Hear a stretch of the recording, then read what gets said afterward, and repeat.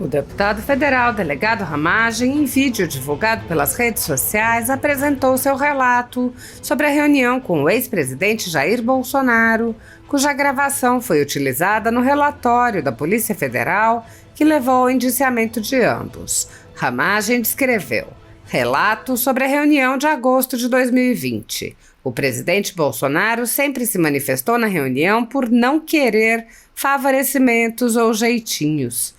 Eu me manifestei contrariamente à atuação do GSI no tema, indicando o caminho por procedimento administrativo pela Receita Federal, previsto em lei, e ainda judicial no STF. No vídeo, o ex-diretor da ABIN explica que a reunião foi gravada com o aval e o conhecimento do presidente, porque eles haviam sido informados que um dos participantes pretendia fazer contato com o então governador do Rio de Janeiro e que poderia haver uma proposta não republicana. Ramagem disse: a gravação, portanto, seria para registrar um crime contra o presidente da República. O deputado relatou: só que isso não aconteceu e a gravação foi descartada. Mas advogados que vieram na reunião vieram e apresentaram possíveis irregularidades que poderiam estar acontecendo na Receita Federal no caso de elaboração de relatórios de inteligência financeira. De toda a reunião, os advogados devem ter falado 80% da reunião contando os episódios. O presidente Bolsonaro pouco se manifestou. Quando o presidente se manifestou, sempre informou que não queria favorecimento. O deputado também divulgou um áudio com uma manifestação do ex-presidente Jair Bolsonaro. Anteriormente, Ramagem havia se manifestado sobre o trabalho da Polícia Federal, expondo o caráter partidário da investigação. Ele disse: após as informações da última operação da PF, fica claro que desprezam os fins de uma investigação apenas para levar à imprensa ilações e rasas conjecturas. O tal do sistema First Mile, que outras 30 instituições também adquiriram, parece ter ficado de lado. A aquisição foi regular, com parecer da AGU, e nossa gestão foi a única a fazer os controles devidos, exonerando os servidores e encaminhando possível desvio de uso para a Corregedoria. A Polícia Federal quer, mas não há como vincular o uso da ferramenta pela Direção-Geral da ABIN. Trazem lista de autoridades judiciais e legislativas para criar alvoroço. Dizem monitoradas, mas na verdade não. Não se encontram em First Mile ou interceptação alguma. Estão em conversas de WhatsApp, informações alheias, impressões pessoais de outros investigados, mas nunca em relatório oficial contrário à legalidade. Não há interferência ou influência em processo vinculado ao senador Flávio Bolsonaro. A demanda se resolveu exclusivamente em instância judicial. A PGR não foi favorável às prisões da operação, mas a Justiça desconsiderou a manifestação. Há menção de áudio que só reforça a defesa do devido processo, apuração administrativa, providência prevista em lei para qualquer caso de desvio de conduta funcional. Houve, finalmente, indicação de que serei ouvido na Polícia Federal a fim de buscar instrução devida e desconstrução de toda e qualquer narrativa. No Brasil, nunca será fácil uma pré-campanha da nossa oposição. Continuamos no objetivo de legitimamente mudar para melhor a cidade do Rio de Janeiro. Há mais de 5 anos, o ministro Alexandre de Moraes conduz, em segredo de justiça, inquéritos políticos direcionados a seus adversários políticos.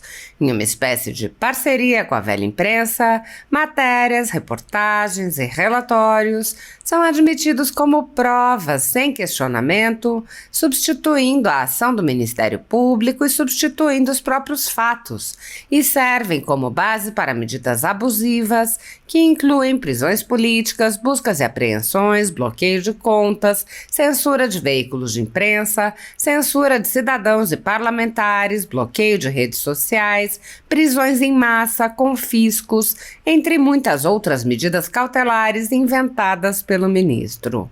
Há mais de 5 anos, o Senado Federal Brasileiro assiste a tudo isso e se omite. A Folha Política já teve sua sede invadida e todos os seus equipamentos apreendidos a mando do ministro Alexandre de Moraes em inquérito que foi arquivado por falta de indícios de crime. A renda do jornal está sendo confiscada a mando do ministro Luiz Felipe Salomão, ex-corregedor do Tribunal Superior Eleitoral, com aplauso dos ministros Luiz Roberto Barroso, Alexandre de Moraes e Edson Fachin. Todos os rendimentos de mais de 20 meses do trabalho de jornais, sites e canais conservadores são retidos sem qualquer base legal. Se você apoia o trabalho da Folha Política e pode ajudar, doe qualquer valor à empresa Raposo Fernandes através do Pix, utilizando o QR Code que está visível na tela ou o código ajude@folhapolitica.org. Caso não utilize Pix, há a opção de transferência bancária para a conta da empresa Raposo Fernandes, disponível na descrição deste vídeo e no comentário fixado no topo. Há mais de 10 anos, a Folha Política vem fazendo a cobertura da política brasileira, quebrando a espiral do silêncio imposta pelo cartel midiático que quer calar vozes conservadoras. Pix ajude@folhapolitica.org. Assista. Vamos falar sobre essa gravação da reunião de agosto de 2020. Primeiro que essa gravação não foi clandestina. Havia o aval e o conhecimento do presidente. A gravação aconteceu porque veio uma informação de uma pessoa que viria na reunião, que teria um contato com o governador do Rio, à época, e que poderia vir com uma proposta nada republicana. A gravação, portanto, seria para registrar um crime contra o presidente da República. Só que isso não aconteceu. A gravação foi descartada. As advogadas que vieram na reunião vieram e apresentaram possíveis irregularidades que poderiam estar acontecendo na Receita Federal, no caso de elaboração de relatórios de inteligência financeira. De toda a reunião, as advogadas devem ter falado 80% da reunião, contando os episódios. O presidente Bolsonaro pouco se manifestou. Quando o presidente se manifestou, sempre informou que não queria favorecimentos, falou para as advogadas que as pessoas eram públicas, poderiam falar com elas, mas por meio delas. O presidente sempre se manifestou que não queria jeitinho, muito menos tráfico de influência. As advogadas haviam pedido um início de investigação por meio do GSI. Nesses momentos eu me manifestei contrariamente em todas as oportunidades da reunião. Falei que a inteligência não tem como tratar dados de sigilo bancário, fiscal, não haveria o resultado pretendido. A atuação do Ministério GSI nesse sentido seria prejudicial, inclusive para o general Heleno, que não seria a via correta e não teria resultado. Ou seja, informando que o que deveria ser feito era cientificar a própria Receita para abertura de procedimento interno administrativo na forma legal para qualquer desvio de conduta que possa estar acontecendo. As advogadas ainda informaram que já estava judicializada a questão. Então nós informamos que entrasse com a questão, com os dados, com as informações dos juízes competentes, inclusive no STF. Por exemplo, eu não tenho nada, eu atingi moralmente. Sim, claro. Não tenho nada. O último imóvel eu comprei em 2011. Uma boa. No caso, conversar com o chefe da Receita, ele não está pedindo nenhum favor.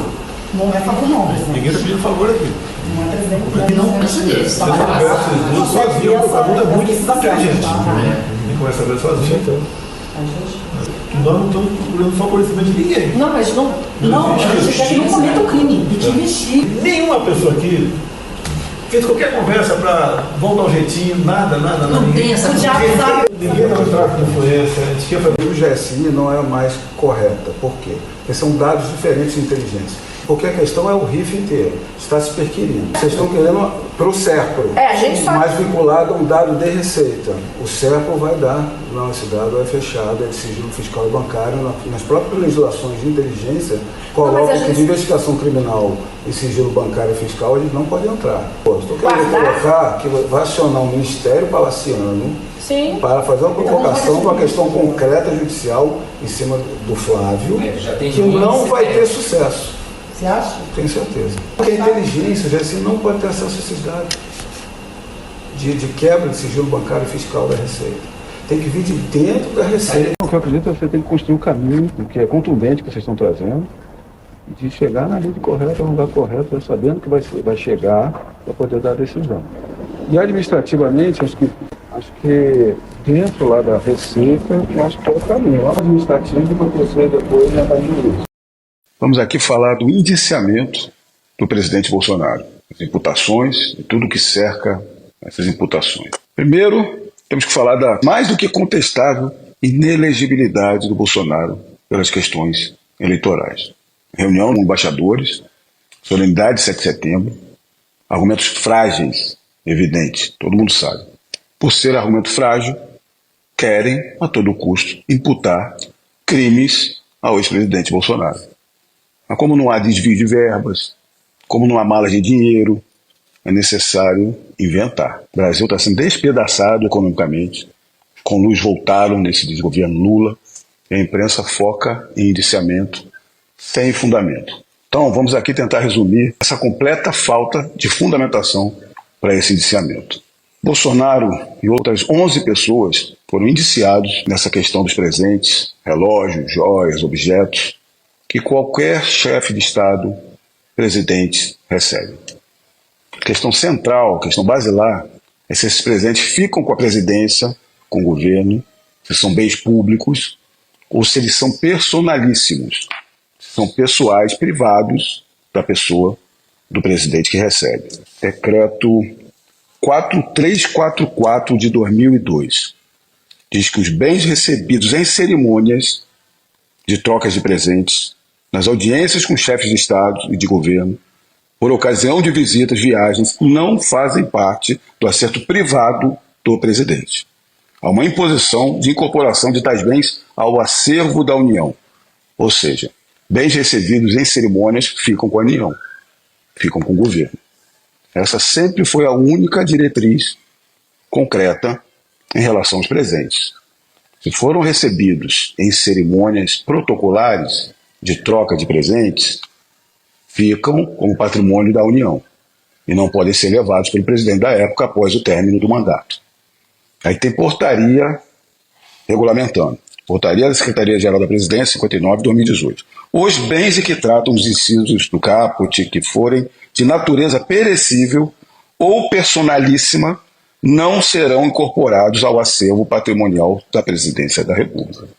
Ou seja, o que for personalíssimo, além dos perecíveis, são privados da pessoa do presidente. Pode levar para casa, pode fazer o que quiser. O que é personalíssimo é pessoal, é da pessoa, é privado. Ainda, a mesma portaria define os bens de natureza personalíssima ou de consumo direto pelo recebedor. Bens que, pela natureza, destinam-se ao uso próprio do recebedor, a exemplo de condecorações, vestuários, artigos de escritório, canetas que às vezes é mais caro que relógio, e ainda joias, semijoias e bijuterias são personalíssimos. Inclusive tem acordo do TCU que comungava desse entendimento. A incorporação de bens ou presentes recebidos ao patrimônio da União excluía os bens de natureza personalíssima ou de consumo direto pelo presidente da República. Acórdão 2255 de 2016, plenário do TCU. Ou seja, canetas, joias, semijoias, bijuterias, esses elementos são personalíssimos. Então vamos lá. Esses bens recebidos pelo presidente Bolsonaro não foram recebidos em cerimônias de troca de presentes. E são cotados na legislação como personalíssimos. Ou seja, é claro notar que são privados do presidente, no caso do presidente Bolsonaro. Onde é que tem irregularidade aí? Na presidência da República ainda o setor que cataloga os bens e dá um parecer nesse sentido. Não havia indicação nenhuma de entendimento diferente de que aqueles presentes, joias, relógios, não eram personalíssimos do Bolsonaro, em conformidade com todos os regramentos do momento. Claramente não há como imputar qualquer irregularidade, ou ainda não há qualquer vontade de praticar ilícito, ou consciência de prática de um delito, que é fundamental. Você não tem vontade, nem consciência do delito, não tem irregularidade, não há nunca como ter uma imputação de crime. E aqui, mesmo assim, indiciaram Bolsonaro. Agora vamos à diferença completa de tratamento quando se trata de Lula e Dilma. Primeiro que o Lula e a Dilma não entregaram, nem sequer devolveram, os presentes recebidos em cerimônias protocolares, sobre os quais nunca houve dúvida nenhuma na legislação, quanto à obrigação de serem incorporados ao acervo da União. Lula ainda manteve em sala-cofre da agência do Banco do Brasil, várias notícias dizendo isso, um acervo guardado de 23 caixas, contendo joias, obras de arte, que o ex-presidente recebeu de outros governantes. Houve uma auditoria para isso, e o que disse a auditoria? Em virtude das fragilidades nos procedimentos de classificação desses presentes, como mencionado no achado anterior, constatou-se que dos 568 itens recebidos nos 2 mandatos do ex-presidente Lula, apenas 9 foram incorporados ao patrimônio da União, 1,58%, nem 2%. E dos 144 bens recebidos nos 2 mandatos do presidente Dilma, somente 6 foram incorporados, 4,17%, menos de 5%. Apesar da ilegalidade flagrante, no caso de Lula e da Dilma, o TCU determinou apenas que os bens fossem devolvidos para o governo, nada mais. Houve algum indiciamento do Lula e Dilma? Claro que não. Um tratamento para Dilma, para o Lula, e outro tratamento completamente diferente para o Bolsonaro. Vale enfatizar que no caso do ex-presidente Bolsonaro, diferentemente de Lula, Dilma, com Bolsonaro não envolvia nenhum presente recebido em cerimônias protocolares. Mas o TCU mudou a regra para bens personalíssimos de alto valor. Mudou a regra depois. Ainda tem esse ponto. Bolsonaro, quando ciente de que havia uma dúvida interpretativa sobre essa questão, diligenciou voluntariamente, peticionou para devolver todos os bens, os objetos de questionamento, antes da decisão final do TCU. Essa informação está num acórdão do TCU, acórdão 443 de 2023. Registra que o requerimento de depósito em juízo volta-se de início a deixar consignado que o peticionário, Bolsonaro, em momento algum pretendeu locupletar-se, ou seja, ganhar, ou ter para si bens que pudessem, de qualquer forma, serem havidos como públicos. Discute-se o status legal de tais itens, dada a complexidade das normas que, teoricamente, disciplinam a dinâmica de bens dessa ordem. As normas são confusas. Requer que, desde logo, fiquem sob custódia do poder público até que se conclua a discussão sobre sua correta designação de forma definitiva. Para além da demonstração da boa-fé, Bolsonaro, é bem de se ver que, tratando-se de bens de valor, o peticionário Bolsonaro não considera razoável e prudente mantê-los em sua posse na condição de depositário, sendo o pedido de depósito, neste juízo, pleito apoiado também no dever de cautela e zelo quanto à segurança dos ditos bens. Como a gente vê, antes mesmo do TCU decidir, o presidente Bolsonaro já havia requerido a entrega voluntária dos bens. Ou seja, vale detalhar a discrepância entre os dois casos. Lula e Dilma levaram com eles mais de 600 bens, incluindo vários recebidos em cerimônias oficiais de troca de presentes, e somente devolveram os itens depois que o TCU decidiu o caso. Ou seja, devolveram os bens depois que foram intimados compulsoriamente para devolver. Eles foram indiciados? Nada.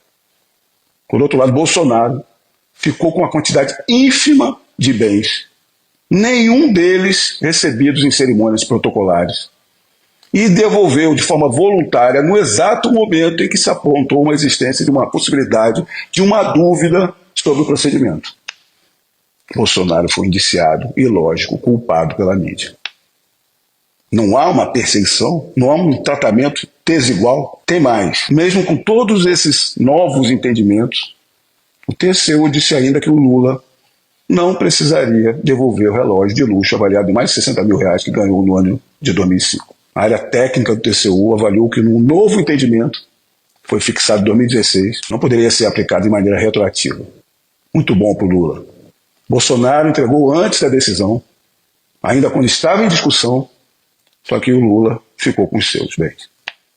Está clara a perseguição, a diferença de tratamento, e mais ainda, que não há qualquer possibilidade de imputação de delito, crime ilícito ao Bolsonaro. Se há um crime nesse procedimento, está em outra parte, está na quebra de sigilo dos autos. Hoje se tornou comum a imprensa ter acesso aos autos sigilosos, divulga tudo, faz ainda a sua narrativa para convalidar as invenções, persecuções. Só que a apuração do delito de quebra de sigilo, nada. Normalmente é difícil apurar um vazamento para a imprensa, porque pode ter sido na Justiça, no Ministério Público, vazamento, na polícia ou por advogado de defesa. Só que teve a seguinte reportagem. Alexandre de Moraes se irrita com demora da PF em enviar relatório que indiciou Bolsonaro. Você vai ler a reportagem? O que houve? É que a imprensa já estava divulgando o indiciamento do Bolsonaro e o que estava escrito de um procedimento sob sigilo antes da Justiça receber a informação. Em uma investigação, você vai eliminando as possibilidades para se chegar em conclusões. Se a Justiça, o MP e a defesa não tiveram acesso, o vazamento, lógico, foi na polícia. Está mais fácil de apurar. Infelizmente, a nossa antes tão respeitável Polícia Federal, que agora se tornou claramente um órgão desvirtuado, cumpridor de propósitos alheios aos interesses públicos. Pura perseguição.